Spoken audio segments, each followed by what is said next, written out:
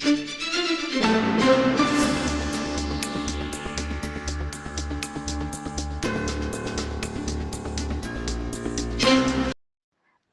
జిల్లా collector Narsampet MLA ఇచ్చిన హామీ మేరకు ఖానాపురం మండలం అశోక్ నగర్ గ్రామంలో శివాలయం పునర్నిర్మాణ పనులు వెంటనే చేపట్టాలని శ్రీరామ్ దళ్ రాష్ట్ర అధ్యక్షులు నంద్యాల వినయ్ రెడ్డి డిమాండ్ చేశారు. నెలలు గడిచినా పునరుద్ధరణ పనులు ప్రారంభం కాలేదని, హిందూ సమాజం మనోభావాలు, చారిత్రక వారసత్వ సంపద పరిరక్షణపై అలసత్వం ఏమాత్రం మంచిది కాదని, త్వరలోనే శ్రీరామ్ దళ్ రాష్ట్ర శాఖ తరపున ఆందోళన కార్యక్రమాలు చేపడతామని ఆయన హెచ్చరించారు. నర్సంపేట్ నియోజకవర్గం ఖానాపూర్ మండలం అశోక్ నగర్ గ్రామంలో 800 ఏళ్ల నాటి శివాలయాన్ని కూలగొట్టడం జరిగింది. కూలగొట్టిన తర్వాత అన్ని పార్టీలు కూడా దాన్ని అపోజ్ చేసినాయి.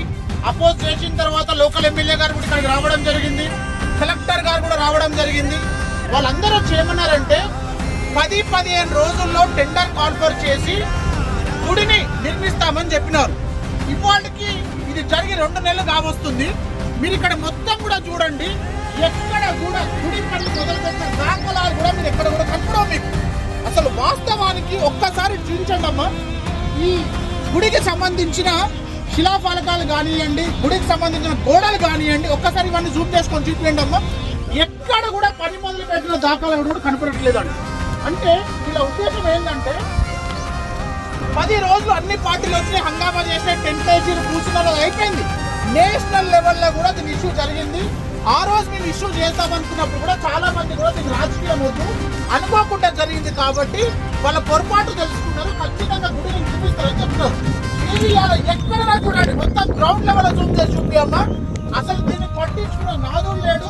దీన్ని ఎవరు కూడా కట్టాలన్న ఆలోచన లోకల్ ఎమ్మెల్యే గారు కూడా లేనట్టున్నారు. ఎందుకంటే 10 రోజులు హంగామా చేస్తారు, తర్వాత అందరు వదిలేస్తారు, ఎవరు పట్టించుకోరని ఒక బలమైన సంకల్పంతో వాళ్ళందరూ ఉన్నారు.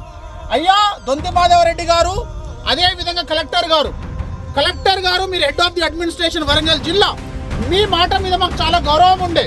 టెండర్ కాన్ఫర్ చేసి 10-15 రోజుల గుడిని నిర్మిస్తా అన్నారు. అసలు దీన్ని మీరు పట్టించుకున్నారా?